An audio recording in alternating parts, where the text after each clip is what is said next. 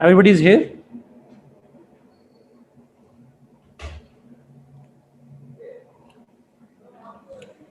Nasir file share करना.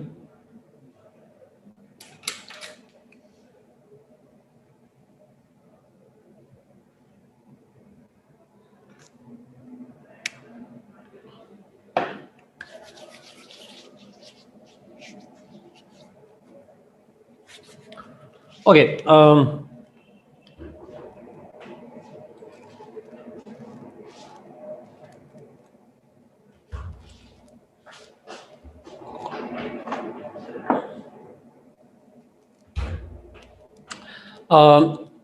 Let's start जी, हम शुरू करते हैं.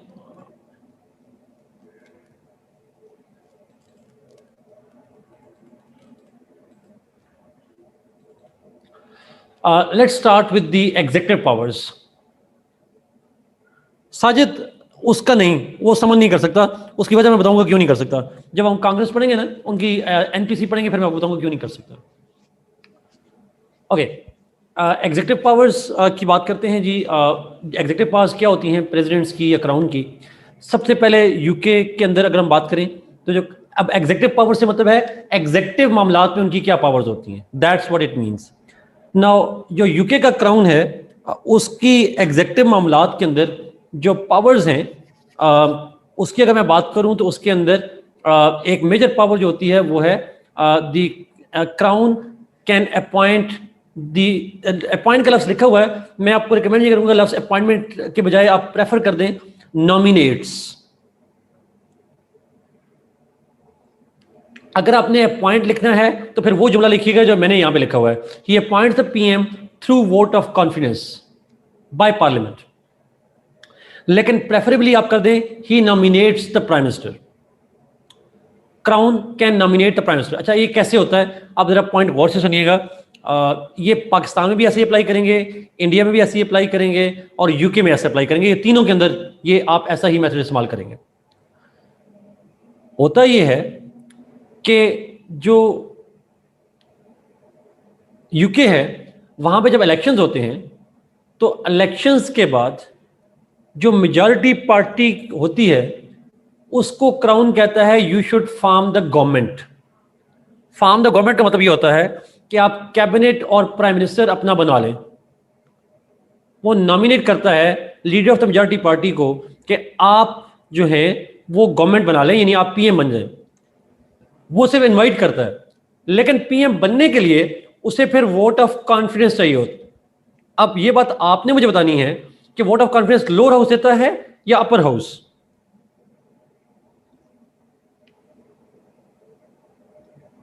Lower house, exactly.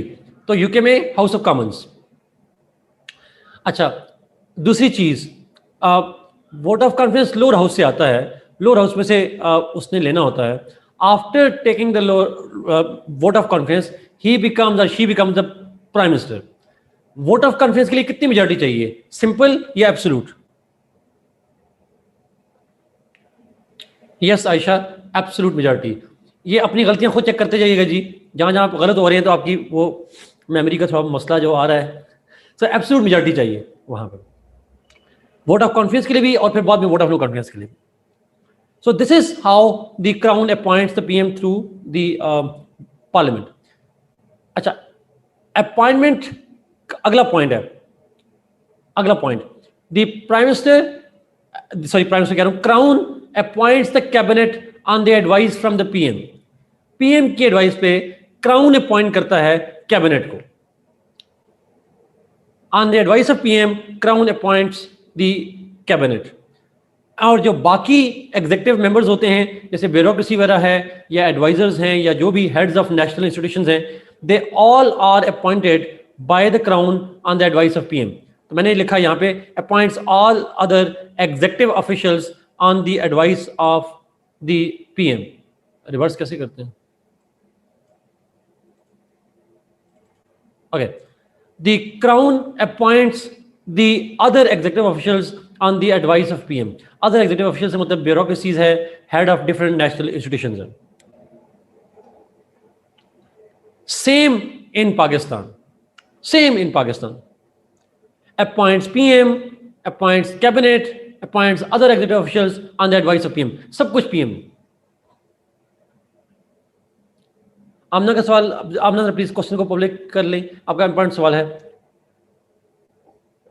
Can crown go against the vote of confidence and advice of PM? No, convention is not.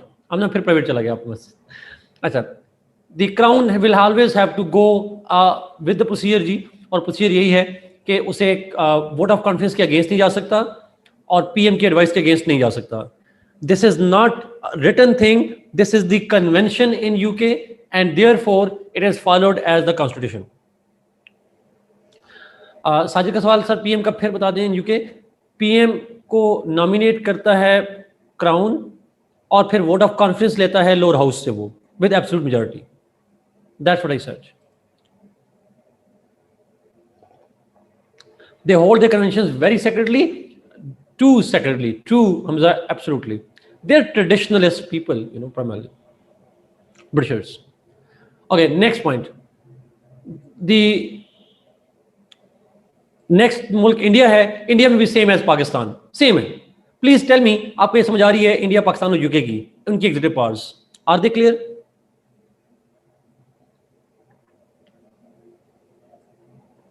Okay, let's move जी, US पे जाते हैं। President is the chief executive in US, वो चीफ एग्जीक्यूटिव है। All executive orders are issued by the president. जितने executive orders होते हैं वो प्रेसिडेंट इशू करता है। अच्छा, यहां पे लफ्ज एग्जीक्यूटिव ऑर्डर है। एग्जीक्यूटिव ऑर्डर को लीगली तो नहीं, लेकिन एक जनरल आइडिया के सेंस में executive orders are almost equivalent to ordinances. ये लॉज नहीं होते, बाय लॉज होते हैं जी। उसामा, नॉमिनेट, तमाम पाकिस्तान यूके तीनों में नॉमिनेट लिखेंगे सर। अच्छा, president of the US issues executive orders which are kind of bylaws. वो एक लॉ की फोर्स रखते हैं, लॉ की अथॉरिटी रखते हैं sir. Next point, the president in US makes executive appointments like जैसे आपके कैबिनेट है, जैसे आपकी एडवाइजर्स हैं, जैसे head of different national institutions है।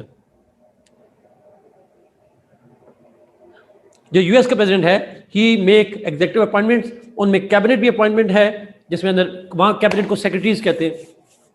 और साथ ही can also appoint the different bureaucracies, advisers, different staff जो है, जैसे एफबीआई का चीफ है, जैसे सीआईए का चीफ है, जैसे नेशनल इंटेलिजेंस एजेंसी का चीफ है। तो डिफरेंट एग्जीक्यूटिव अपॉइंटमेंट जो है वो प्रेसिडेंट करता है। Executive orders are temporary? No. Executive orders are the president's orders having the force of law, but they are not temporary. मैंने इसलिए कहा they are not equal to ordinance, but sort of thing. Spoil system में बात नहीं होगा साजिद, आज उस पर बात नहीं करेंगे। नेक्स्ट पॉइंट जी सायरा, हम इस पे बात बाद में करेंगे, इस पॉइंट के ऊपर।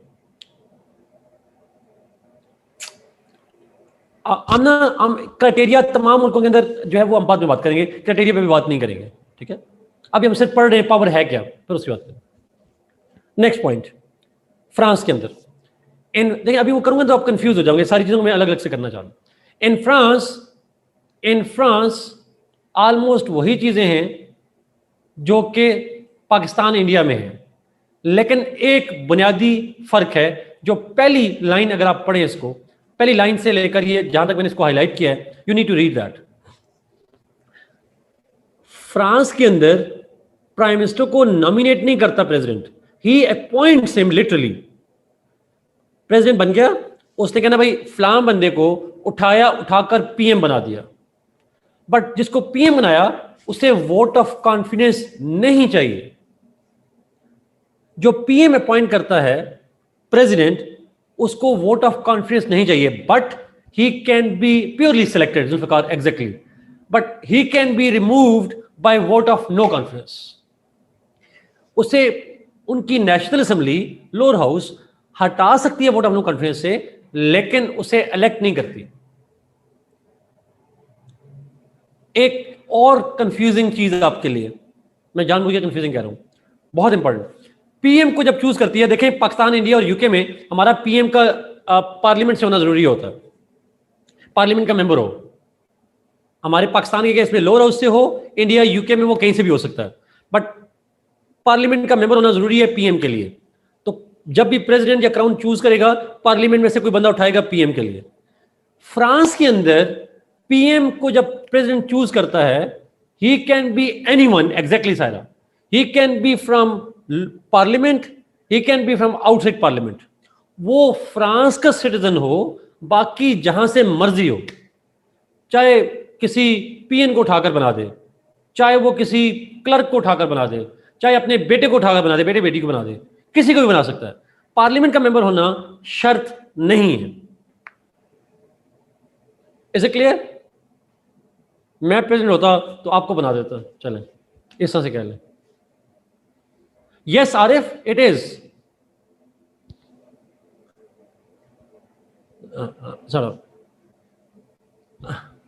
नहीं उस्मान, किसी एक को जो मुझे ज्यादा पैसे देता उसको बना देता,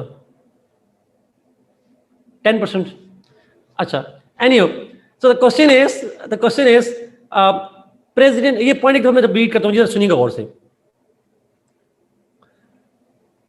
president can hand pick anybody from France as the PM, parliament के अंदर से भी, पार्लियामेंट के बाहर से भी। पार्लियामेंट के अंदर से होगा तो मेंबर ऑफ पार्लियामेंट भी रहेगा और पीएम भी रहेगा, और पार्लियामेंट के बाहर से होगा तो पार्लियामेंट का मेंबर बनना जरूरी नहीं है, ही कैन बी एनीबॉडी, उसे पीएम बना देगा। पीएम बनने के बाद उसे वोट ऑफ कॉन्फिडेंस नहीं चाहिए, लेकिन he can be dismissed by vote of no confidence.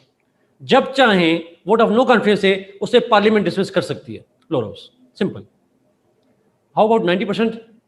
Then you win Shahbaz. जितना ज्यादा करेंगे आप, उतने चांसेस बनते जाएंगे आप। ओके, बाकी प्रोसीजर सही है जी। He appoints the cabinet on advice of PM, he appoints other executive officials on the advice of PM. Ayesha, the more the better. Okay, let's go जी आगे। जो टर्की है वहां पे प्रेसिडेंट की एग्जीक्यूटिव पावर्स क्या होती हैं? The president is the chief executive in Turkey. No Umar, no, we don't need to, जरूरत नहीं है। अच्छा, प्रेसिडेंट टर्की के अंदर जो है, he is the chief executive, he can appoint cabinet, he appoints other executive officials. मैंने फिर यहां पे नोट लिखा जानबूझ के, पेपर में आपने नहीं लिखना, वहां पीएम की एडवाइस नहीं चाहिए, बिकॉज पीएम टर्की में नहीं होता। ये मैं बार बार बात इसलिए कर रहा हूं कि ये मेरा एक्सपीरियंस है, बच्चे बार बार इसको रिपीट करते हैं।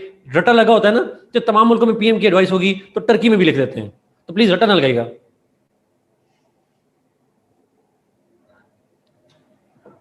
सर ये पॉइंट प्लीज ध्यान में रखिएगा, याद है कि चीज? Is it clear?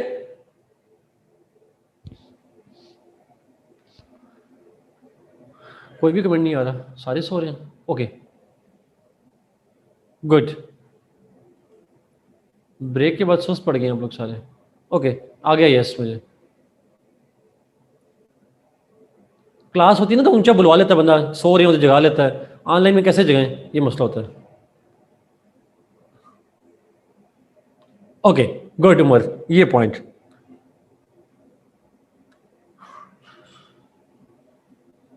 India PM can be from, Sajid उसके बाद में गए।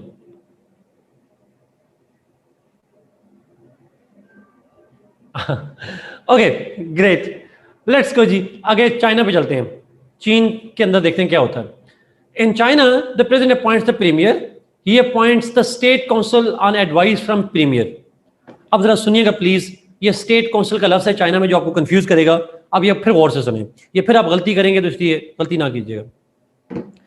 चाइना में कैबिनेट की जगह पे लफ्ज इस्तेमाल किया जाता है स्टेट काउंसिल।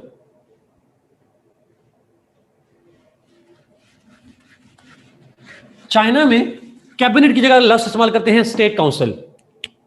यस, जिस तरह पाकिस्तान में हम उसको कैबिनेट कहते हैं, एग्जैक्टली जाएगा, तो उसमें यहां पे कहते हैं स्टेट काउंसिल। फर्क सिर्फ ये है सायरा, यहां पे उस स्टेट काउंसिल के मेंबर्स में प्रीमियर भी होता है, प्लस वाइस प्रीमियर भी होता है, प्लस बाकी मेंबर्स भी होते हैं। स्टेट, बाकियों को हम स्टेट काउंसलर्स कहते हैं। वहां कैबिनेट मेंबर्स नहीं कहते सायरा, वहां पे ये सारे याद रखिएगा प्लीज, वहां पे स्टेट काउंसलर्स कहलाते हैं। Premier, vice premiers, state councillors. मिसाल के तौर पर उनके फॉरेन मिनिस्टर जो हैं, उसको हम पाकिस्तान में तो फॉरेन मिनिस्टर कहते हैं, बट वहां चाइना की लैंग्वेज में he is called state councillor. Vice premier Asad, prime minister जिसको पाकिस्तान में डिप्टी प्राइम मिनिस्टर कहते हैं, पाकिस्तान में तो खैर लफ्ज नहीं है, but premier, vice premier plus state councillors. पिछले दिनों शाहमूद कुरैशी साहब ने एक ट्विटर अकाउंट पे लिखा था कि I have met his eyes the state councillor from China. वो फॉरेन मिनिस्टर को उन्होंने स्टेट काउंसिल बाकायदा कहा।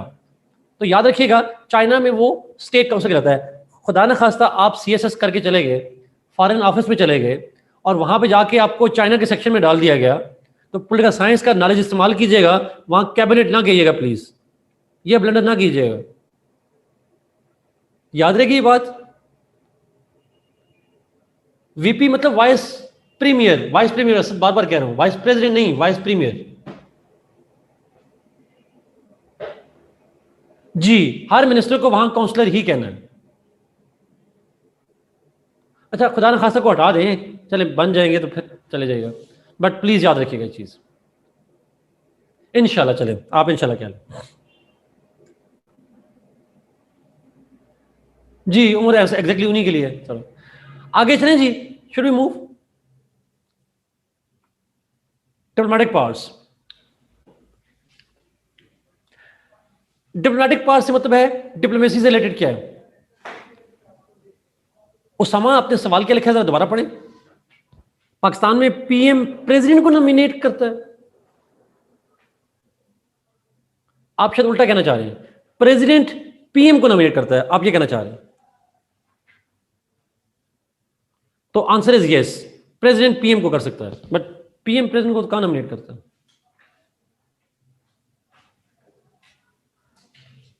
Okay, let's move to diplomatic powers जी।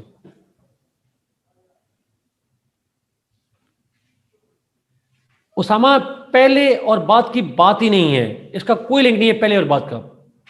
पहले PM इलेक्ट हो फिर प्रेसिडेंट इलेक्ट हो, उसका कोई प्रोसीजर नहीं है।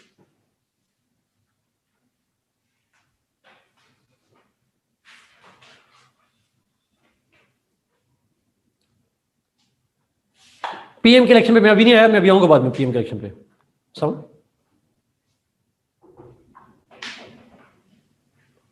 लेट्स मूव जी, डिप्लोमेटिक पावर्स पे चलते हैं। फॉरेन पॉलिसी से रिलेटेड क्या पावर्स होती हैं हेड ऑफ द स्टेट्स की, उस पर देखते हैं। असद में 3 दफा कह चुका हूं, वहां पे वाइस प्रेसिडेंट, आप जब वाइस प्रेसिडेंट का लफ्ज यूज कर रहे हैं, वो स्टेट काउंसिल का पार्ट वाइस प्रेसिडेंट जो चाइना के अंदर है, चाइना के अंदर वाइस प्रेसिडेंट का जो हम वर्ड यूज करते हैं वो अलग से करते हैं, लेकिन वो उसकी जो कैपेसिटी है वो स्टेट काउंसलर की ही होती है, एज वाइस प्रेसिडेंट नहीं होती उसकी कैपेसिटी। लेकिन यहाँ पे जब मैंने यहाँ पे लिखा है तो मैंने प्रीमियर और वाइस प्रीमियर का रस लिखा हुआ। जो आप बात कर रहे हैं वो ठीक कर रहे हैं, बट उसको स्टेट काउंसलर में लेंगे, आप अलग से ना लिखें उसको। ओके, लेट्स मूव जी। अच्छा, फॉरेन पॉलिसी से रिलेटेड क्या पावर्स होती हैं। In Britain, in UK, the crown appoints diplomats. Diplomats मतलब है एम्बेसडर्स। डिप्लोमेट्स मीन्स कि इस तरह की पोस्ट है, वो जो है वो नेशनल सिक्योरिटी एडवाइजर्स, इसी तरह से एम्बेसडर्स, कॉन्सुलेट जनरल्स, इसी तरह से कोई भी डिप्लोमेटिक स्पेशल रिप्रेजेंटेटिव्स, ये सारे के सारे जो अपॉइंटमेंट है वो ब्रिटिश क्राउन करता है।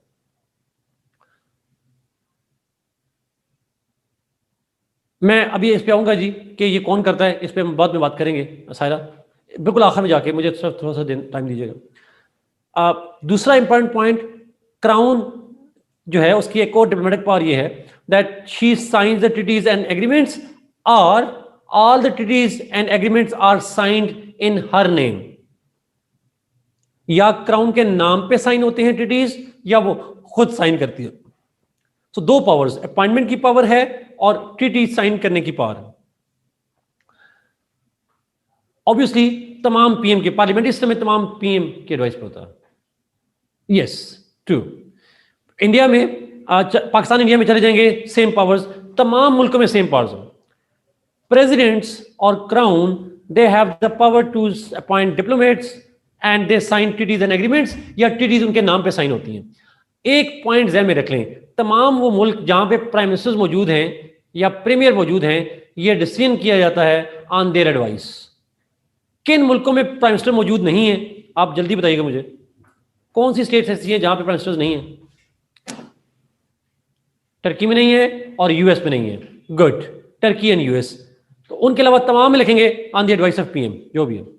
आगे चलते हैं, military powers. Military powers, the military से रिलेटेड क्या पावर्स होती हैं? The president appoints military officials, president military officials को अपॉइंट करते हैं। मिलिट्री ऑफिशियल से मतलब है जो मिलिट्री की रैंकिंग्स होती हैं। अब ये कल जो 6 लेफ्टिनेंट जनरल बने हैं, ये भी अपॉइंटमेंट अप्रूवल प्रेसिडेंट से आती है पाकिस्तान में।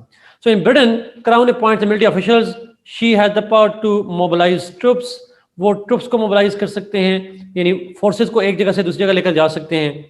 And she is also the commander in chief of armed forces, वो commander in chief of armed forces होती हैं ऑफिशियली, यस।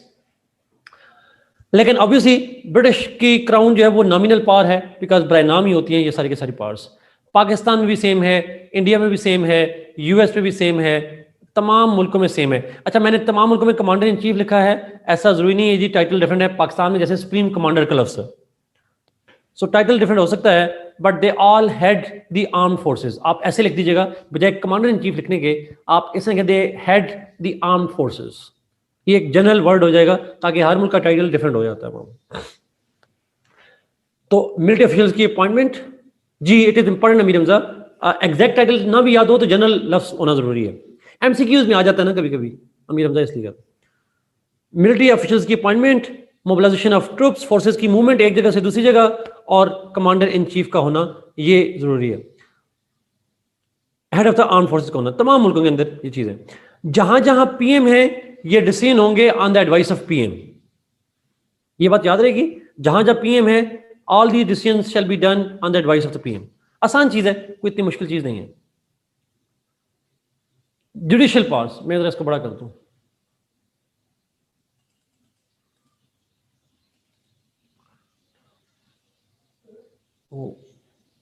ठीक है, अब आप करें। अच्छा,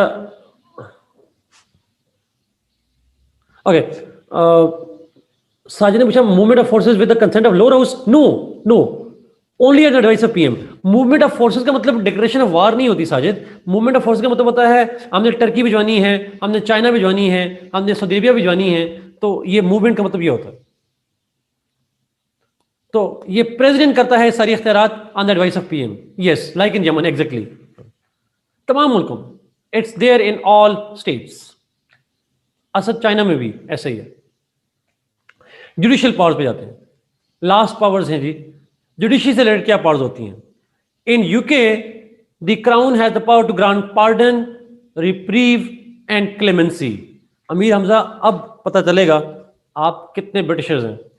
पार्डन का तो हमें पता है, माफी। रिप्रीव और क्लेमेंसी, क्या फर्क होता है इनमें? लॉ वाले बताएं, शहबाज, जितने आप में से वकील हजरात हैं,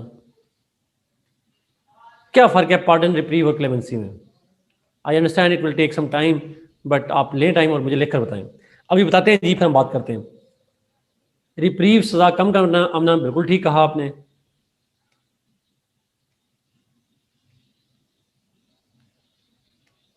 पार्डन में क्या होता है? ये बड़ा इंपॉर्टेंट पॉइंट है, इसे याद रखिएगा प्लीज सारे। माफी, clemency is reducing penalties for a particular crime. अच्छा, pardon is complete forgiveness. Amir Hamza, फिर क्लेमेंसी में और रिप्रीव में क्या फर्क होता है?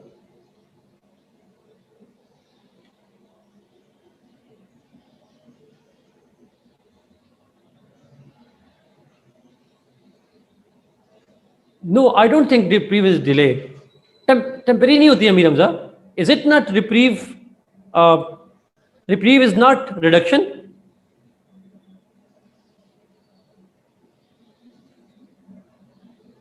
Are you sure, Amir Hamza?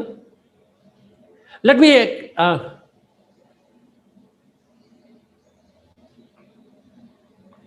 जी असल वो उस पे आएंगे ट्रम्प पे। अभी यूके में देख रहे हैं जरा, यूके में। अच्छा, मेरी जो अंडरस्टैंडिंग है जी, मैं शेयर करता हूँ। मैं इसको करता हूँ, हो सकता है मुझे प्लीज करेक्ट कीजिएगा, आप इसको वेरीफाई कर लीजिएगा। Pardon means that you have committed a crime, you remain convicted, आप मुजरिम ही हैं, but your penalty is waived, आपको जो पनिशमेंट है वो खत्म कर दी जाती है। Reprieve is reduction in punishment. आप मुजरिम हैं, आपको सजा हुई है, बट सजा खत्म नहीं हुई, इट इज लाइक आपको कम कर दी गई है। क्लेमेंसी, मेरा ये ख्याल है, it is like declaring somebody innocent. When your punishment is not only removed, you are declared innocent. Is it true or not? Clemency को मुझे करेक्ट कीजिएगा।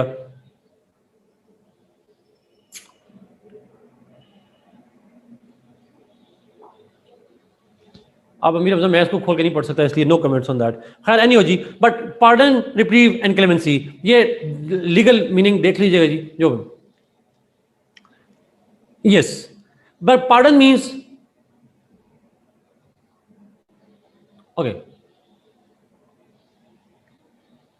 okay Amir Hamza, let's trust lawyers. It means reprieve is a temporary suspension and clemency is reducing penalty. Good, ठीक हो गया जी। pardon means सजा खत्म करना, reprieve means temporarily suspend करना, and clemency means clemency means it is reducing the penalty. ठीक हो गया, आप सजा कम कर दें सर। Okay, next, यूएस में, in US the president has the power to grant pardon. आप यूएस में चले जाइएगा जी please.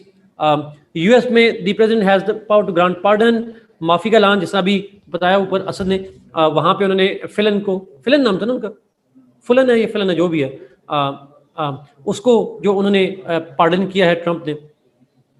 The president can grant pardon to anybody, किसी को भी पार्डन दे सकता है। और यस प्लेन, आपको पता है, आप सारे इसी पॉइंट पे, granting pardon one of the few un-Islamic laws in our constitution. Amir Hamza, I have no authority to जज अ लॉ इस्लामिक और अन इस्लामिक। मैं शायद इस पर शायद कमेंट ना कर पाऊँ, बिकॉज मेरे लिए मुश्किल हो जाएगा करना। अच्छा, लेकिन anyhow, but coming back to this point, Trump के खिलाफ pardon means when you waive the punishment, सजा खत्म कर देते हैं। अच्छा, आगे चलते हैं जी। Shahbaz, thank you.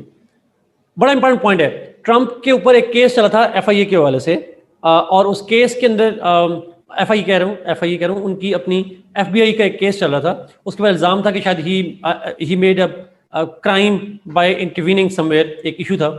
तो ट्रंप को जब चल रहा था तो उसको पूछा गया सवाल, are you not threatened by the punishment, क्या तुम्हें अगर पनिशमेंट हो जाएगी तो are you not fearing that? तो ट्रंप ने कहा, if I am convicted I have the power to grant pardon to myself, मैं अपने आप को भी माफ कर सकता हूँ। He literally said it. So, president in US can grant pardon to anybody. Yes, Ukraine के हवाले से। अच्छा, now, and it was not illegal, obviously. जी हमजा, ऐसा ही है, पार्डन हमेशा प्रेसिडेंट ही दे सकता है, ये शायद रखिए हमेशा प्रेसिडेंट। लेकिन पाकिस्तान जैसे मुल्कों में, ये पाकिस्तान और इंडिया में पीएम की एडवाइस पे होती है, और इंडिया में, यूएस में वो किसी की एडवाइस के बगैर नहीं होती, याद रखिएगा। ओके, इन पाकिस्तान अगर आप देखें, the president has the role in the appointment of जजेस। पाकिस्तान में जजेस की अपॉइंटमेंट में एक रोल होता है प्रेसिडेंट का। वो रोल क्या है हम बाद में जाके पढ़ेंगे, but he has a role in that. जी मुस्तफ़ा, पाकिस्तान इंडिया में ये ग्रांट पार्डन पीएम की एडवाइस पे, तो पाकिस्तान में अपॉइंटमेंट ऑफ जजेस भी पीएम की एडवाइस पे होती है, बट वो प्रोसीजर हम बाद में जाके पढ़ेंगे या शायद आप लोगों ने पढ़ा हो कहीं पे। इंडिया में the president grants pardon, he also appoints जजेस on the advice of PM, वहां भी पीएम की एडवाइस पे जजेस अपॉइंट करता है, वहां भी एक रोल होता है। यूएस में grant pardon, ji Amir Hamza, yes that's true.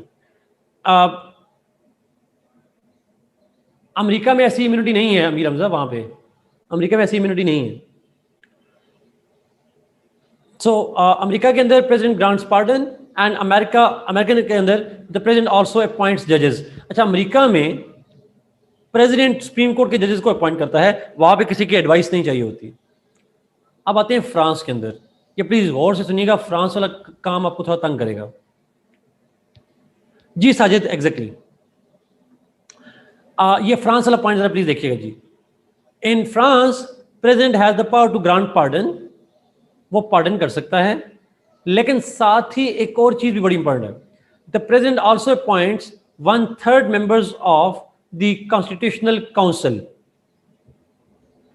अच्छा, फ्रांस के अंदर एक इंस्टीट्यूशन है जिसको कॉन्स्टिट्यूशनल काउंसिल कहते हैं, जो कॉन्स्टिट्यूशनल लॉ वाले बच्चे हैं they need to read that जी, वो आपके लिए इंपॉर्टेंट है वहां। अब कॉन्स्टिट्यूशनल काउंसिल के टोटल मेंबर्स होते हैं, कॉन्स्टिट्यूशनल काउंसिल के टोटल मेंबर्स होते हैं 9। उन 9 में से out of those 9 1/3 members are appointed by the president of France. तो 9 का 1/3 कितना होगा? What will be the 1/3 of 9?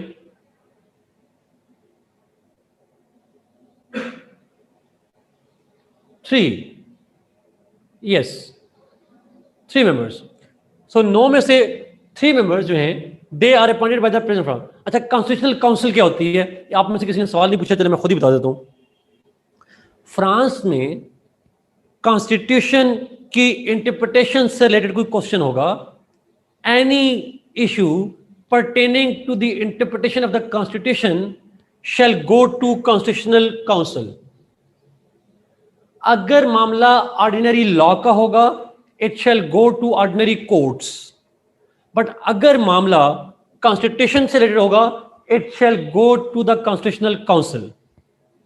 जैसे मामला आ जाए कि फलां आइन के आर्टिकल की इंटरप्रिटेशन क्या है, तो वो मामला जाएगा कॉन्स्टिट्यूशनल काउंसिल में।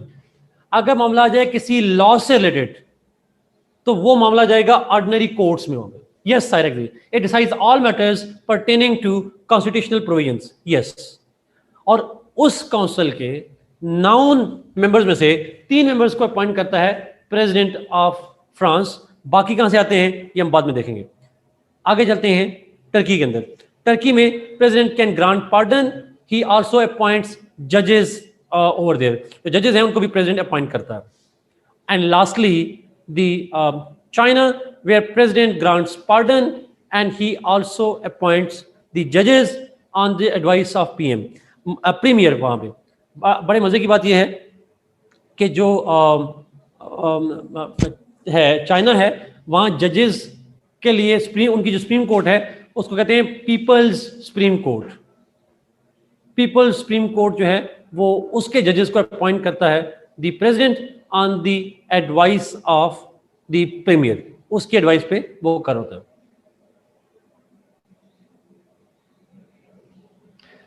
मैं दोबारा करता हूं जी, एक दफा ये क्वेश्चन ऊपर आ रहे हैं। अच्छा, एक तो क्वेश्चन प्लीज आप पब्लिक किया करें, मैं आपसे फिर रिक्वेस्ट कर रहा हूं ताकि मुझे वो ना फिर बच्चों को दोबारा पढ़ने पड़ते हैं। France has dual court system, public के लिए अलग, गवर्नमेंट के लिए अलग, council council is another council. Rimsha, इस पे मैं आखिर में जाके बात करूंगा, but in simple words yes. जो रिमशा का सवाल अगर किसी को समझ नहीं आया तो I will explain that at the end जी, इस पे बाद में बात करेंगे, but answer is yes. France के अंदर कॉन्स्टिट्यूशनल काउंसिल के जो मेंबर्स हैं जी वो 9 मेंबर्स होते हैं, और उन 9 में से 1/3 members are appointed by the president. एक कमेंट आया जी, मैं चाहूंगा आप में से बच्चे जवाब दें। उसने लिखा फ्रांस में जुडिशियल रिव्यू नहीं होता, तो what will be your answer? चलो मैं खुद बताता हूं, वहां पे होता है जुडिशियल रिव्यू, वहां पे जुडिशियल रिव्यू होता है, लेकिन वो एक्सरसाइज कोर्ट नहीं करती, वो कॉन्स्टिट्यूशनल काउंसिल करती है। Constitutional council does it, not the courts. Supreme Court name in China is name people's supreme court. जी सायरा, एग्जैक्टली। सो चाइना में नाम है पीपल्स सुप्रीम कोर्ट जी।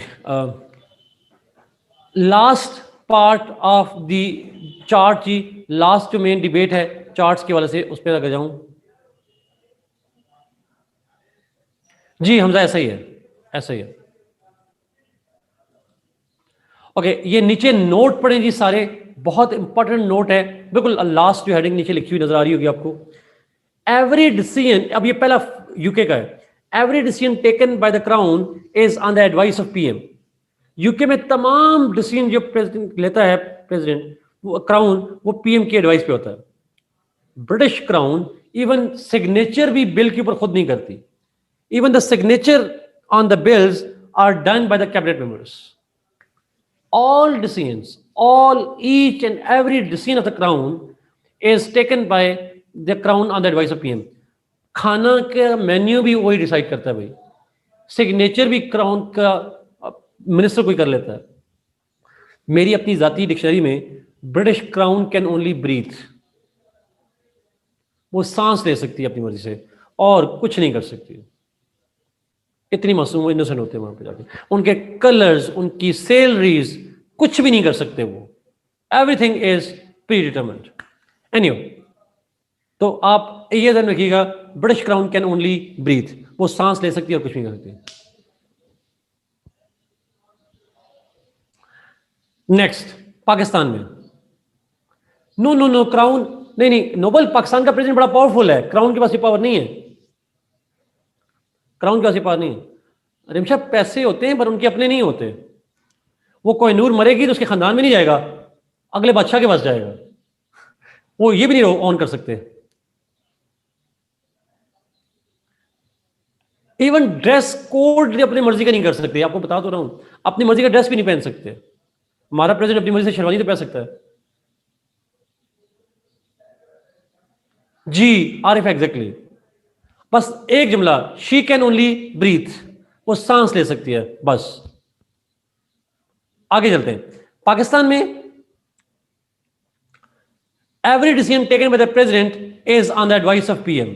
हमारे प्रेसिडेंट का हर डिसीजन पीएम की एडवाइस पे होता है, बट हमारे यहाँ प्रेसिडेंट साइन खुद कर लेता है, अपना ड्रेस को डिसाइड कर लेता है, बहुत सी चीजों का, बट थोड़ी सी पावर ज्यादा होती है सर। इंडिया में सेम एज पाकिस्तान, वो बड़ा नॉमिनल होते हैं सारे। अच्छा, तीनों मुल्कों में मैं आपसे सवाल पूछ रहा हूं, मुझे जवाब दीजिएगा। What if she is refuses, अगर वो ना करे तो वो करती नहीं है, उसके अंदर इतनी हिम्मत ही नहीं होती। अच्छा, मेरा सवाल का जवाब दीजिएगा। यूके, पाकिस्तान और इंडिया में क्राउन की पावर्स नहीं होती, क्यों नहीं होती? यस, समझा ट्रू, क्यों नहीं होती? अगर आपसे पूछे पॉलिटिकल साइंस के स्टूडेंट की हैसियत से, why crown and the president do not have powers? Yes Ayesha, we are parliamentary system जी, बिल्कुल ठीक आयशा, आयजा आप लोगों ने। अब पाकिस्तान इज पार्लियामेंट्री सिस्टम, और पार्लियामेंट्री सिस्टम में head of the state has nominal powers, symbolic powers होती हैं। Good, very good. आगे चलते हैं, यूएस में, यूएस का नोट चेक करें। All presidential appointments require confirmation by Senate. President जितनों को अपॉइंट करता है, कैबिनेट को, मिलिट्री को, एम्बेसडर्स को, जजेस को, all appointments that he makes need to be confirmed by senate. Senate की कंफर्मेशन होती है वहां पर। असद, बिकॉज अमेरिका में बायपार्टिजनशिप का कॉन्सेप्ट है, ऑब्वियसली वहां पे हो जाती है अपॉइंटमेंट्स। सेकंड, और जब असद इसी से जब ट्रंप आया था शुरू में, तो मेरे ख्याल में अगर मैं गलत नहीं हूं तो उस वक्त डेमोक्रेट की मेजॉरिटी नहीं थी, I am not so sure, लेकिन ओबामा के जमाने में जरूर उसकी रिपब्लिकन की मेजॉरिटी थी। डेमोक्रेट्स जब भी आते हैं वहां सेनेट में मेजॉरिटी रिपब्लिकन की होती है, एटलीस्ट ओबामा के जमाने में भी ऐसा ही था। Coming back to the point, दूसरी चीज, लेकिन अच्छा एक पॉइंट सुनिएगा प्लीज। आम गलती बच्चे यहां पे ये करते हैं कि प्रेसिडेंट की अपॉइंटमेंट की लिखते हैं, अप्रूवल चाहिए होती है सेनेट से, लफ्ज अप्रूवल नहीं लिखेंगे आप, लफ्ज हमेशा एक ही यूज करेंगे, confirmation. Never write the word approval, always right the word confirmation. दूसरी मिस्टेक जो बच्चे करते हैं, सेनेट के बजाय लिख देते हैं, सेनेट के बजाय लिख देते हैं कांग्रेस की अप्रूवल या कांग्रेस की कंफर्मेशन। नो जी Saira, yes, presidential appointments require confirmation by Congress, नहीं, बाय सेनेट ओनली। दूसरी चीज, all treaties signed by the president or by the cabinet and all that, they major treaties, not all, major treaties signed are required to be ratified by the Congress. तमाम major treaties जो sign करता है president या उसकी cabinet, they need to be ratified, यानी approved by Congress. जी exactly Amir Hamza, that's the most important reason. True. So treaties जितने भी प्रेजेंट करेगा उसकी अप्रूवल चाहिए होगी कांग्रेस से, चाहे वो इकोनॉमिक ट्रीटी हो, फ्री ट्रेड की हो, सिक्योरिटी की हो, कुछ भी हो, वो अप्रूवल चाहिए होती है वहां। फ्रांस में every decision taken by the president is on the advice of the PM.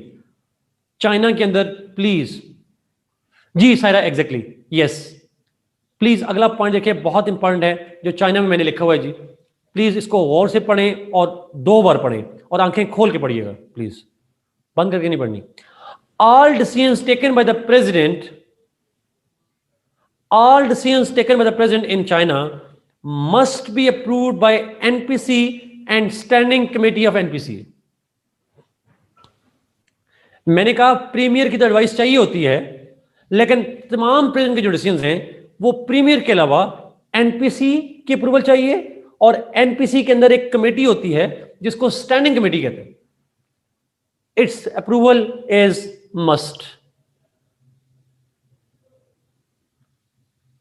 Is it clear?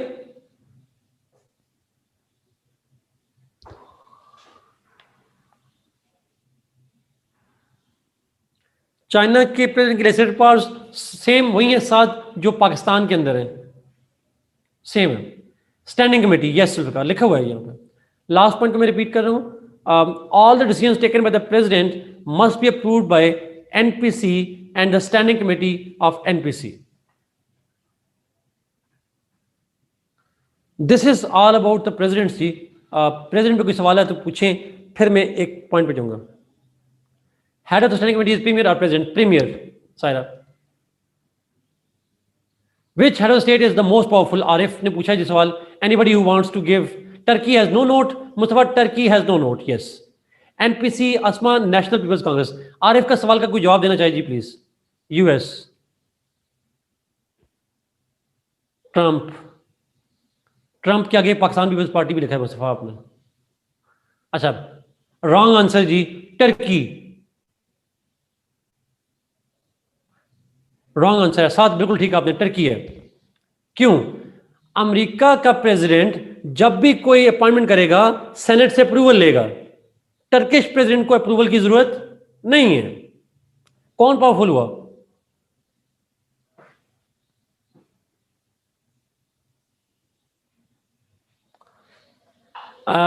एक सवाल है जी, what is standing committee? Standing committee क्या है, मैं अभी इसको एक्सप्लेन करूंगा नीचे जी। स्टैंडिंग कमेटी को अभी हम लेजिस्लेचर पे आने लगे, उस पर बात करते हैं। Erdogan, superman, is there any condition to appoint premier? साथ कंडीशन से मतलब ऐसा कंडीशन तो नहीं होती, but premier has to be the member of the NPC. NPC का मेंबर होना जरूरी होता है उसके लिए, ऐसा और कोई कंडीशन नहीं होती। वैसे यूजुअली हैंड पिक्ड होता है वो प्रेसिडेंट का। जी, टर्की में इंपीचमेंट होती है, प्रेसिडेंट की इंपीचमेंट होती है।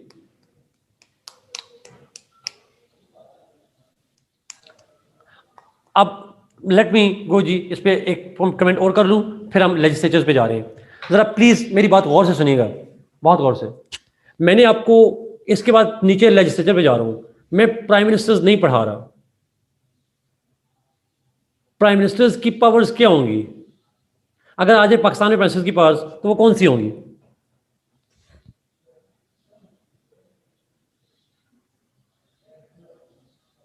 Any guess, wild guess?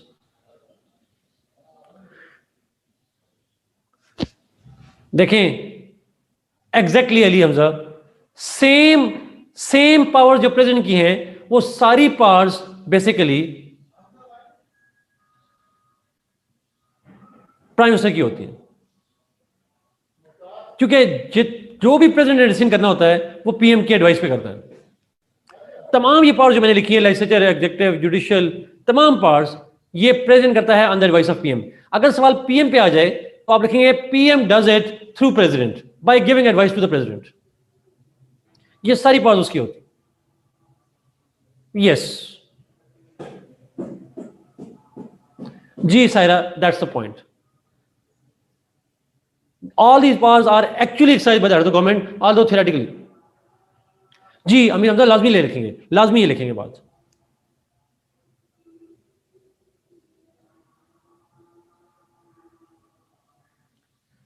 Having weapons of mass destruction over, no, ये नहीं लिखेंगे आप। Puppet, yes, Nobel. President is more like a puppet. Okay ji, let's go to legislature. अगले चलते हैं, legislature पे चलते हैं। Let's go to legislatures. क्या legislatures के नाम क्या हैं? अगर आप देखें यहाँ पे यूके है, Pakistan, India, US, France, Turkey, ये जो भी मुल्क आपको नजर आ रहे हैं। ओके, यूके में लेजिस्लेचर का टाइटल है parliament, lower house, house of Commons, house of Lord's.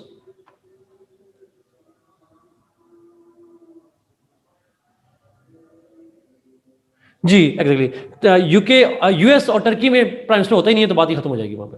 अच्छा, coming back to the parliament. UK में पार्लियामेंट कहते हैं House of Commons, house of Lords. Pakistan में parliament national assembly and Senate. India में parliament, Lok Sabha and Rajya Sabha. US, France, Turkey, ये सारे नाम बता चुका हूँ, मुझे बोलने की जरूरत नहीं है मेरे ख्याल में, इस पर आप कर सकते हैं खुद।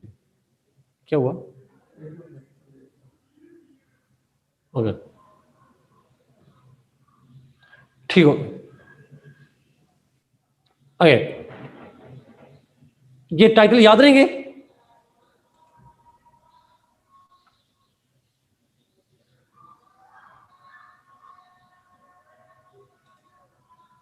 Okay, we'll try it again. Okay, composition पे जाते हैं जी। कितने मेंबर्स होते हैं? अब मैं लोअर हाउस पे स्टार्ट कर रहा हूँ। लोअर हाउस के मेंबर्स कितने हैं, कंपोजिशन क्या है? यूके में 650, पाकिस्तान में 342, इंडिया में 543, यूएस में 435, फ्रांस में 577, टर्की में 600, चाइना में 2980। जल्दी से बताएं लार्जेस्ट लेजिस्लेचर किसकी है?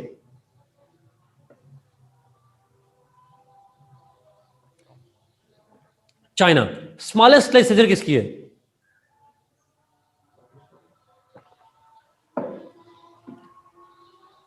पीके। पीके मूवी ना लिखा करें, पीए के लिखा करें। पीके से मतलब कुछ और ही होता है। Okay good. नीचे चलते हैं। आसान है कंपोजिशन। अच्छा, ये इतनी आसान नहीं है जितनी आपको लग रही है जी, प्लीज दरमियानी नहीं पूछनी। एक कॉन्स्टिट्यूशन लॉ में एक डिबेट है थोड़ी, आप ज़रा ध्यान रखिएगा। आप मिसाल देता हूँ कोई छोटी सी। आप में से चूंकि कॉन्स्टिट्यूशन लॉ वाले बच्चे कोई हैं, ज़रा प्लीज़ आज का करें, मुझे पता चले कौन कौन से बच्चे हैं, मैं हिसाब से ताकि बात किया करूँ। जी जी। अच्छा, आप लोगों ने बताना है जी ज़रा एक चीज़ सर। आप फ्रांस के अंदर आ गई, मुझे समझ आ गई कॉन्स्टिट्यूशन लॉ वाले बच्चों, अभी पूछता हूँ जरा आपको। अच्छा, फ्रांस के अंदर लिखा हुआ है 577। ये जो 577 है, फ्रांस के कॉन्स्टिट्यूशन में लिखा है मैक्सिमम ऑफ 577। पाकिस्तान में लिखा है फॉर एग्जांपल 342 मेंबर्स होंगे, फ्रांस में लिखा है मैक्सिमम 577। क्या मतलब होता है मैक्सिमम 577 का?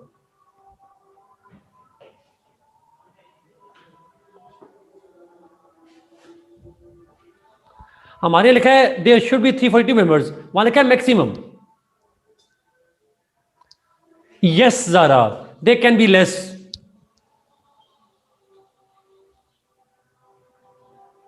जी एग्जैक्टली। अच्छा, अब अगला सवाल।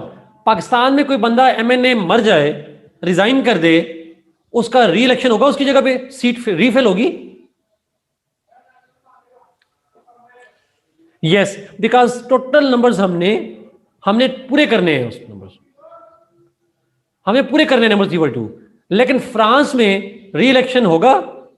बाई इलेक्शन होते हैं वहां पे? नहीं होते, बिकॉज सीटें कम भी हो जाएं तो कोई फर्क नहीं पड़ता। Exactly, that was the main point जी। अगर आपको पता था तो ठीक है, नहीं पता था wake up.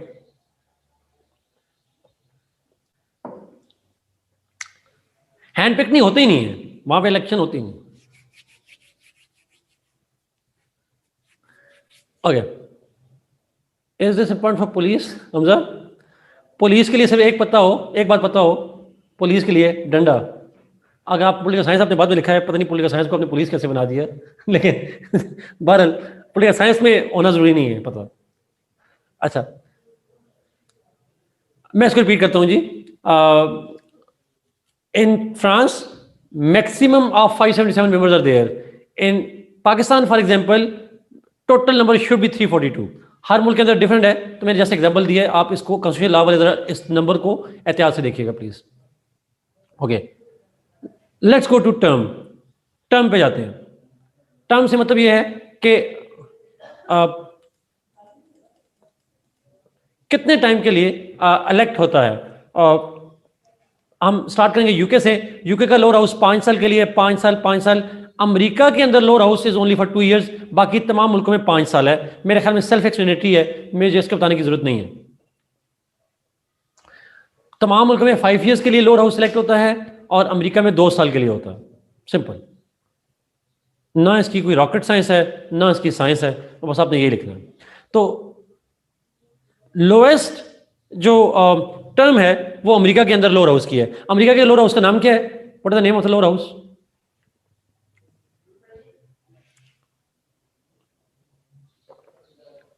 House of representative.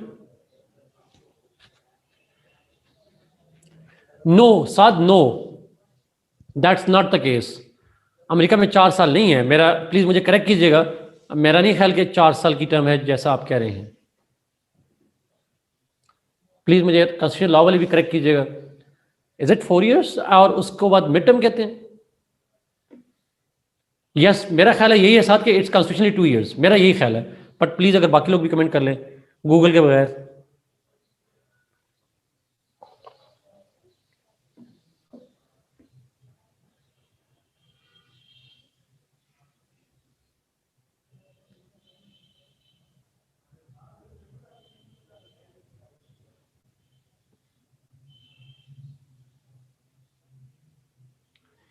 It will and bye 5:30, खत्म हो जाएगी।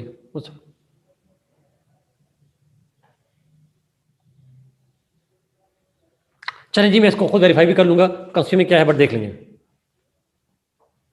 नो नो नो नो, सारा ऐसा नहीं है, सारा बिल्कुल ऐसा नहीं है। हाफ मेंबर्स नहीं होते, पूरे मेंबर्स होते हैं। हाफ मेंबर्स नहीं है।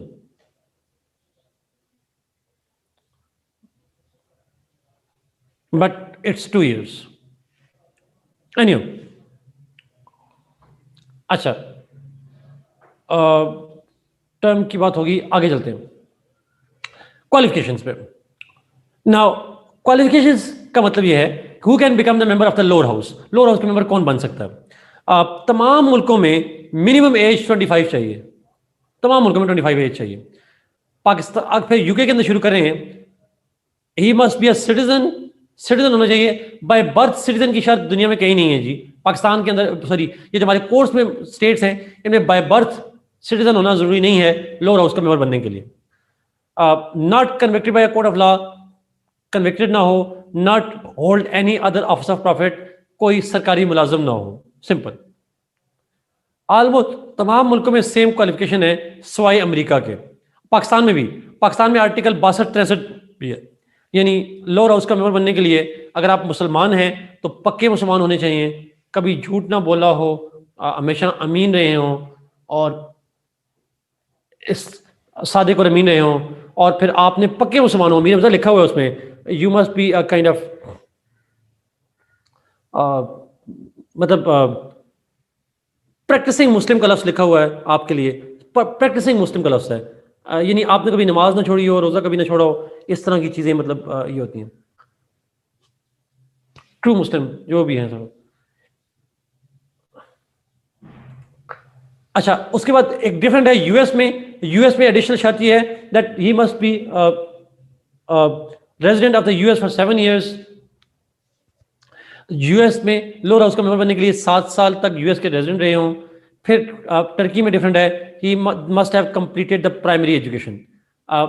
वहाँ पे टर्की में प्रेसिडेंट के लिए कौन सी एजुकेशन चाहिए?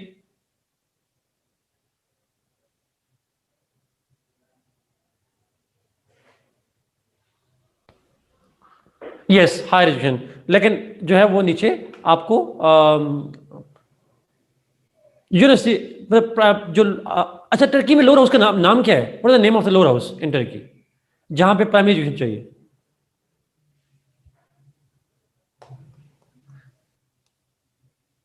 एग्जैक्टली वहां नो लोअर हाउस जी, एक ही हाउस है और उसका नाम है GNA, वन हाउस जी। गुड, यही चेक कर रहा था आप जाग रहे हैं या नहीं जाग रहे।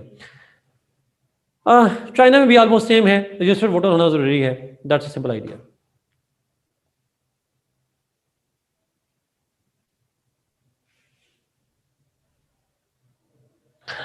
यस, अभी हमजा से एक कंफ्यूज करता है हमजा, 2 इयर्स के बाद इलेक्शन, तो वो भी कह रहे हैं बच्चे होते हैं, बट वो कहते हैं 4 साल का होता है, 2 साल के बाद इलेक्शन सिर्फ होते हैं। बच्चे ये कहना चाह रहे हैं टर्म 4 साल है लेकिन इलेक्शन 2 साल बाद होते हैं, ये बच्चे ऐसे कह रहे हैं, तो वी विल सी दैट इंशाल्लाह। अच्छा, इलेक्शन पे जाते हैं। तमाम मुल्कों में डायरेक्ट इलेक्शंस हैं सिवाय चाइना के अंदर। डायरेक्ट इलेक्शन से मतलब ये है कि people elect the members of the lower house तमाम मुल्कों में, लेकिन फ्रांस के चाइना के अंदर they are not directly elected. फिर इनडायरेक्टली कौन उनको इलेक्ट करता है, तो ये लाजमी लिखिएगा जी, in China the lower house, ये sorry, the NPC, in China the NPC is elected by, in China the NPC is elected by the local government, जिसको हम लोकल गवर्नमेंट्स कहते हैं, यानी regional governments, local governments, then by the autonomous regions and by the PLA, people's liberation army. People's liberation army, regional governments जिनको हम local government भी कहते हैं, और ऑटोनमस रीजन्स जो हैं जैसे सिंकियांग वगैरह हैं, they actually elect the members of NPC. Awam direct elect नहीं करते, काउंसिल्स इलेक्ट करती हैं, that's part of the NPC वहां पे। बाकी तमाम मुल्कों में डायरेक्टली इलेक्टेड होते हैं sort of. Is it clear?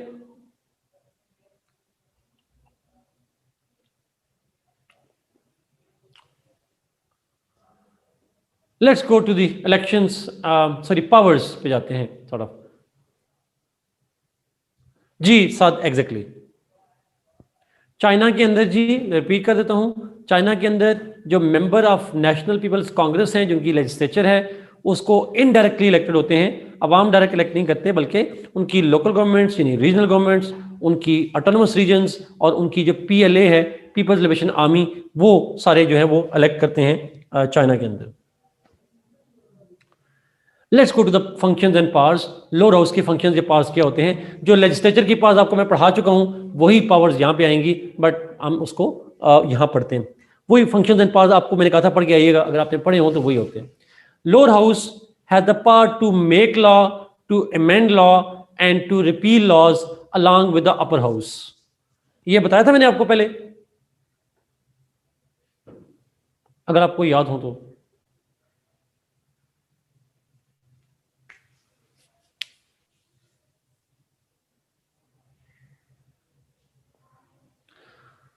Okay, शुक्र है ये याद है आप लोगों को। तमाम मुल्कों में make law, amend law, repeal law along with the upper house, लेकिन 2 मुल्कों में अलॉन्ग विद अपर हाउस नहीं लिखेंगे। कौन से 2 मुल्कों में अलॉन्ग विद अपर हाउस नहीं लिखेंगे?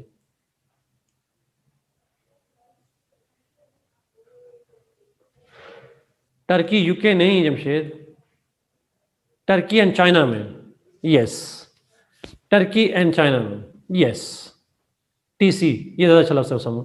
ओके, अच्छा अब मेरा आपसे सवाल अगला, पाकिस्तान, यूके और इंडिया में इस मेकिंग लॉ के लिए, अमेंडमेंट ऑफ लॉ के लिए और रिपील ऑफ लॉ के लिए कितनी मेजॉरिटी चाहिए? पाकिस्तान, यूके एंड इंडिया में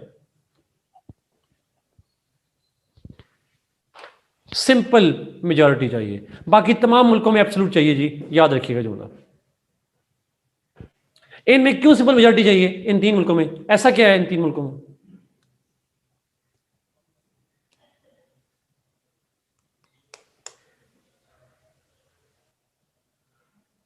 yes Jamshed, exactly parliamentary system है, इसलिए इसलिए पार्लियामेंट्री सिस्टम की वजह से यहां पे चाहिए। Good, very good.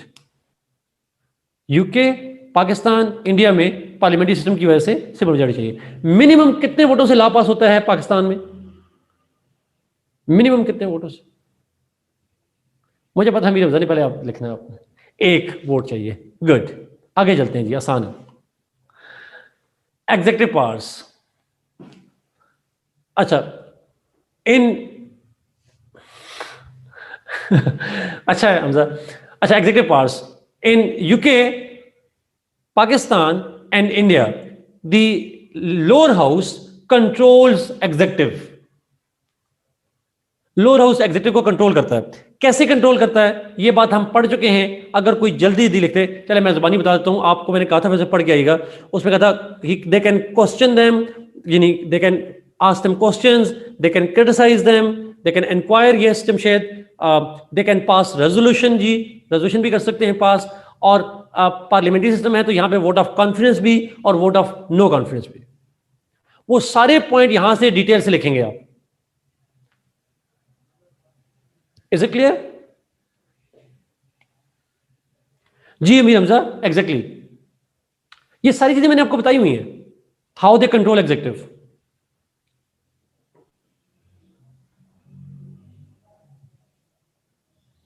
और रिमाइंडर के तौर पर मैंने लास्ट क्लास में कहा भी था कि पढ़ के आइएगा। ये सबको समझ आ रही है इसकी? पाकिस्तान, इंडिया और यूके में मारिए, वो नीचे आएगा, नीचे आएगा, नीचे आएगा पॉइंट, मारिए वो। ओके, लेट्स मूव जी। आते हैं यूएस के अंदर। इन US the lower house can only debate executive policy. वो मेजर इंक्वायरी नहीं कर सकते, वो एग्जीक्यूटिव की पॉलिसीज को डिबेट कर सकते हैं।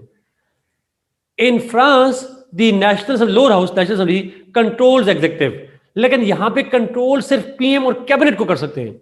In France the lower house can not control the president. Macron साहब को कंट्रोल नहीं कर सकती उनकी नेशनल असेंबली, उनके पीएम को कर सकती है और कैबिनेट को। अब यहां पे कंट्रोल में, मेरे सवाल का जवाब जरा सोच के दीजिएगा, इस कंट्रोल में क्या लोअर हाउस इलेक्ट करता है पीएम को फ्रांस में?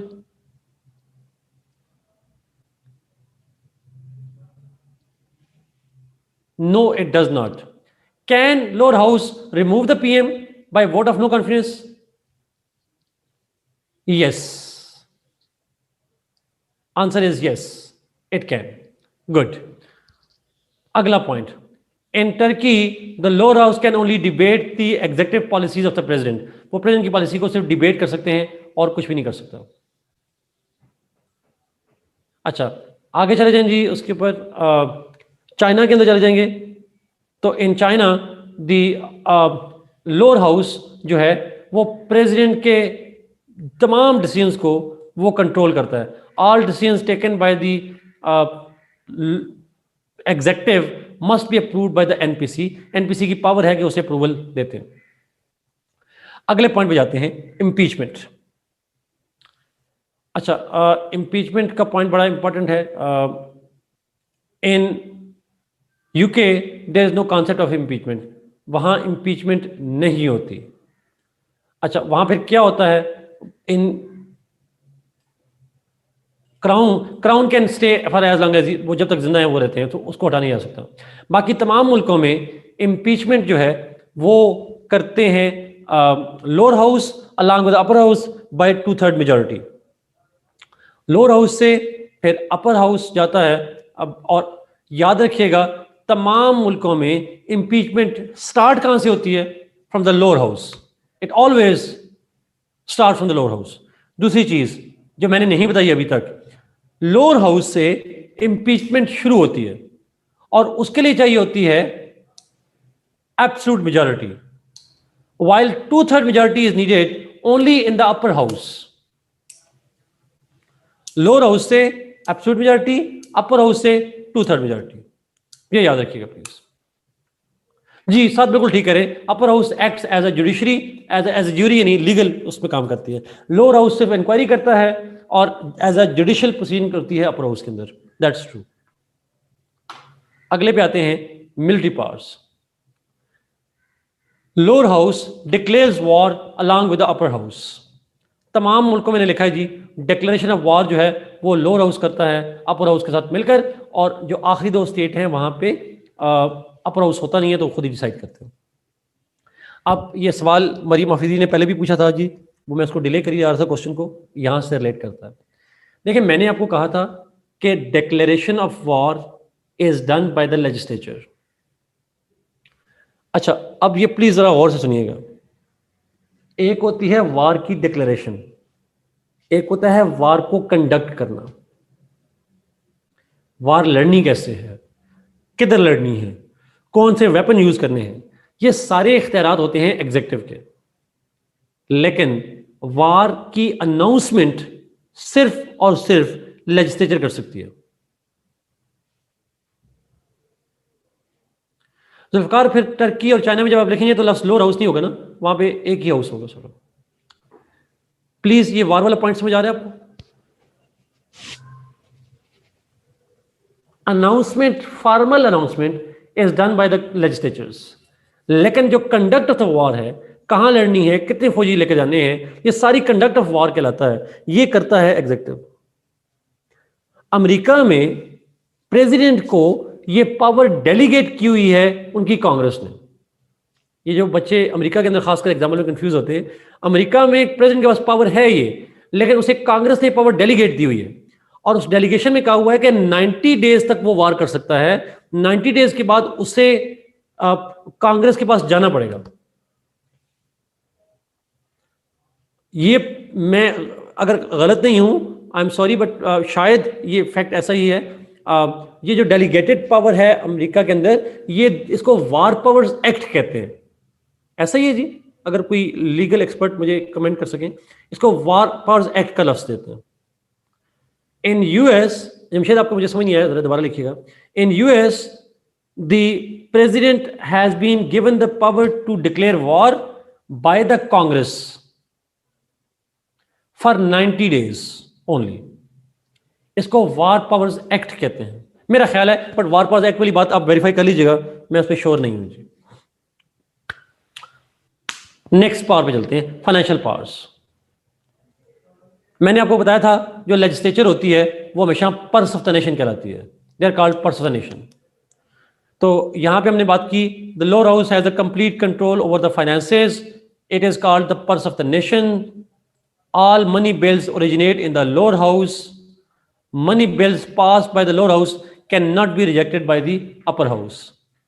सेम चीजें लिखेंगे ये सारे, सॉरी मैंने कहा क्या कर दिया, ये सेम पावर्स लिखेंगे यूएस तक। उसके बाद वहां पे बाकियों में complete cover of finances, upper lower house की बात है ही नहीं, तो वहां पे complete control over finances, it is called purse of the nation. Financial powers बड़ी आसान है, इतना मुश्किल नहीं है। लोअर हाउस हमेशा बजट बनाता है, लोअर हाउस से शुरू होता है, बना भी हो जाता है। बजट मेकिंग कौन करता है? एक सवाल आया, क्वेश्चन तो मैं आपसे पूछ रहा हूं, who makes the budget? Executive, exactly sir. Draft वो तैयार करते हैं, लेकिन अप्रूवल जो है चाहिए होती है। यस किंजर, your answer is right. Okay,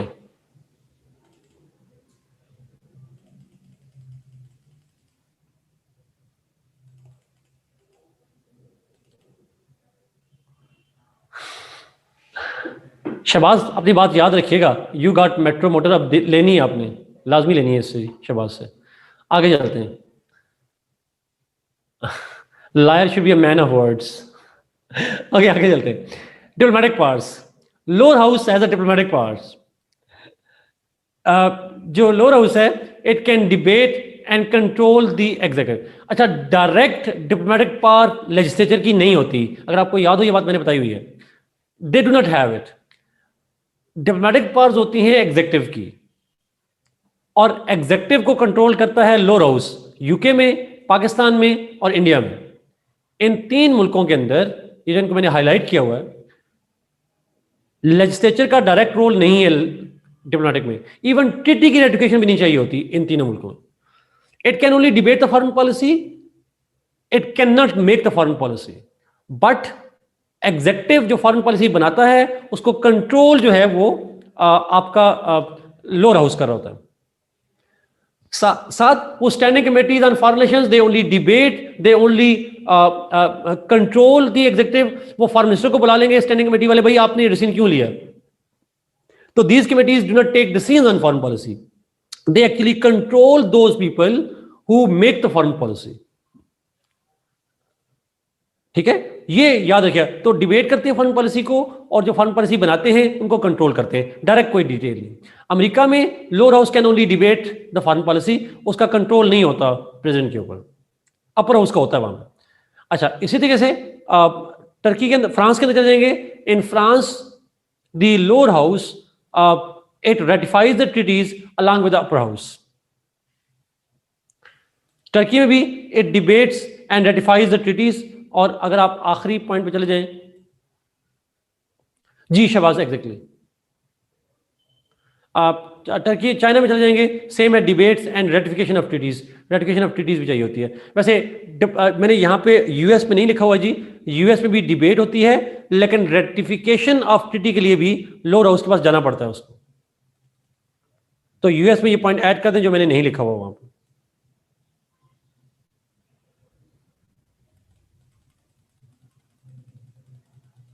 आखिरी दो पावर्स पे जाते हैं। आखिरी दो पावर्स क्या होती हैं? Last two powers.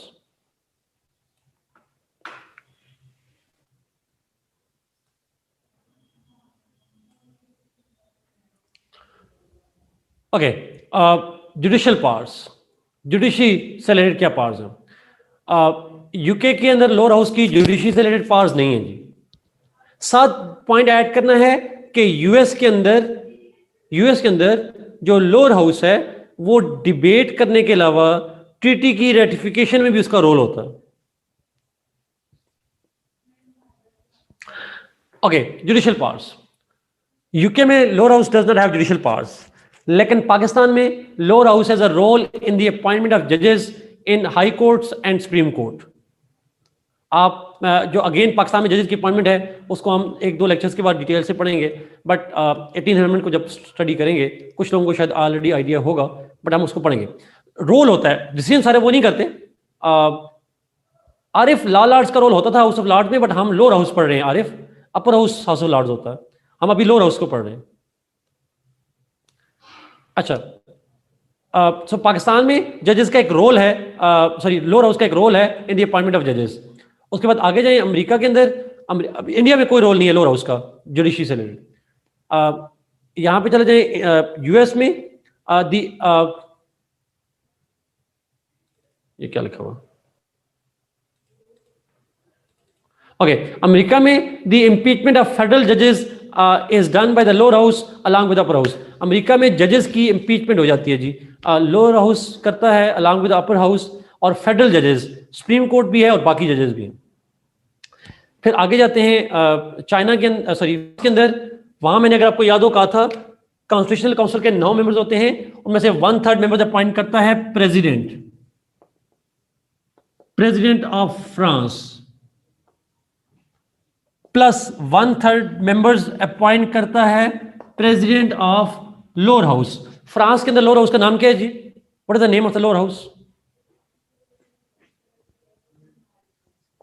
National assembly. Yes, 1/3 members को अपॉइंट करता है प्रेसिडेंट ऑफ फ्रांस, और 1/3 मेंबर्स को अपॉइंट करता है president of national assembly. France के अंदर 2 हाउस हैं, lower house is called national assembly, upper house is called senate. So 1/3 members को प्रेसिडेंट ऑफ नेशनल असेंबली, वहां पे हमारे यहाँ नेशनल असेंबली का स्पीकर कहलाता है, वहां नेशनल असेंबली का प्रेसिडेंट कहलाता है वहां। अच्छा, सो टोटल हो गए 6/9 हो गए अमीर हमजा, और रिमेनिंग 1/3 हो जाएंगे हमजा, वहां पे सेनेट का जो चेयरमैन है वहां पे सेनेट का प्रेसिडेंट कहते हैं। रिमेनिंग 1/3 सारा उसी पे बता रहा हूं। Remaining 1/3 are appointed by the president of the upper house, वो हम बाद में पढ़ेंगे जाके।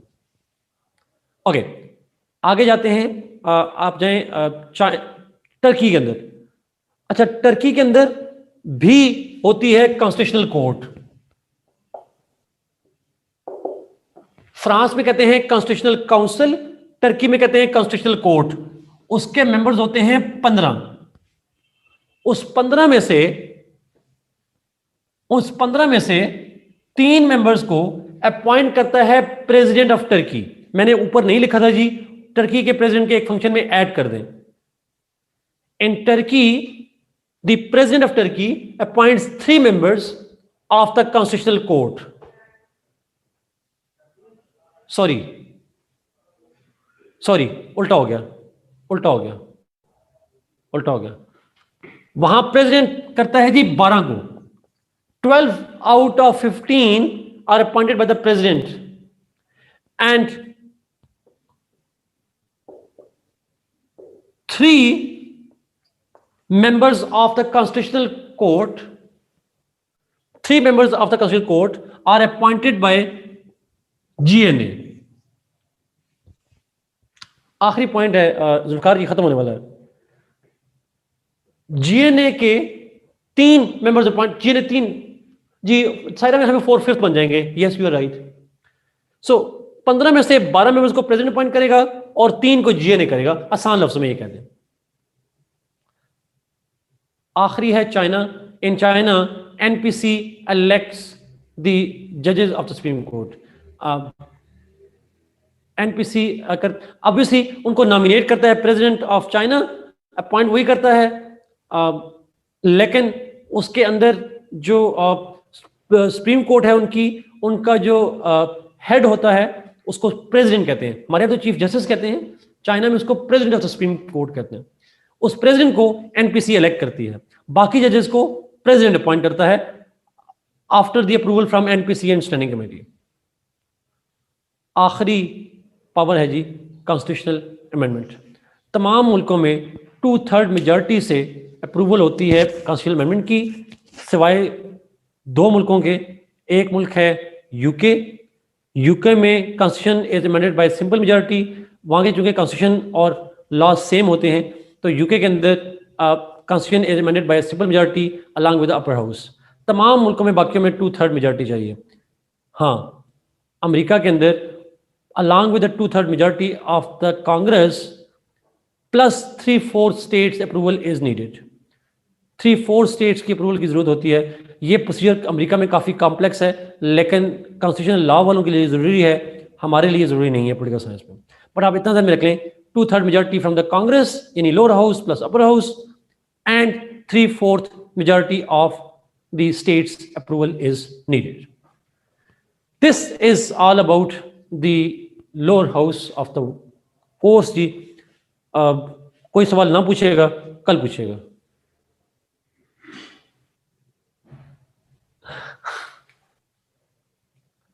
कल रख लिया उन्होंने, मुझे मैसेज कर दिया उन्होंने। सायरा नहीं, only if you are constitutional law student, फिर आपको जरूरत है, वैसे जरूरत नहीं है। 3/4 स्टेट्स, मरियम।